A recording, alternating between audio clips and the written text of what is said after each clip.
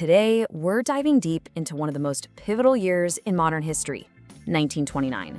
Yeah, it's a date that still echoes with some serious warnings. And in this explainer, we're going to uncover why it might just be the most important blueprint we have for understanding the world of finance today. Does that sound familiar at all? I mean, that could be a headline from this week, right? But it's also the exact environment that set the stage for the most infamous financial collapse in history. And that really gets to the heart of the question for us today. You know, they say history doesn't repeat, but it often rhymes. So what are the rhymes we should be listening for right now? Let's get into it. Our guide through all this is the book 1929 by Andrew Ross Sorkin, and it promises a totally fresh, immersive look at a crash that didn't just break the market, it absolutely shattered a nation. And listen, this isn't some dry, dusty history textbook. The Wall Street Journal called it one of the best narrative histories they've ever read. Now that's some seriously high praise, and it tells you right away, we're in for a story. And the author, Andrew Ross Sorkin, the guy is a master at this stuff. He's the one who wrote Too Big to Fail, which is the book on the 2008 crisis. He's famous for turning these incredibly complex financial blowups into gripping human dramas, and he often does it by digging up documents nobody's seen before. Okay, so let's get to the real heart of what makes this book so different. Sorkin's whole argument is that to really get what happened in 1929, you have to look way beyond the numbers on the ticker tape. So this slide really nails the book's whole point. We have this mental image of the crash, right? Flashing stock tickers, faceless traders panicking on the floor.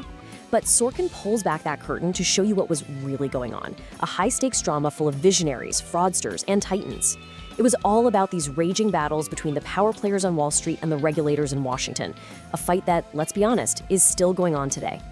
And that is exactly where this book stops being just a history lesson. It becomes a blueprint for understanding these timeless forces that are always at play: power, human psychology, and of course, peril. And this is so important. Focusing only on the money is like watching a movie on mute. Sure, you see things happening, but you completely miss the dialogue, the motivation, and all the warning signs that lead up to that explosive final act. When you boil it down, this is a story about human nature. It's about that wild, irrational psychology that can grab hold of an entire market, this belief that everybody can get rich at the same time. And maybe most importantly, it's about the alarm bells that were ringing loud and clear, and the few skeptics who were just laughed at, right up until the very moment the party came to a crashing end. All of this, the whole house of cards, was built on one of the most powerful and, frankly, most dangerous illusions in human history. That seductive little thought that, this time is different. I mean, how many times have we heard that one? It's the ghost that haunts every single financial bubble and bust.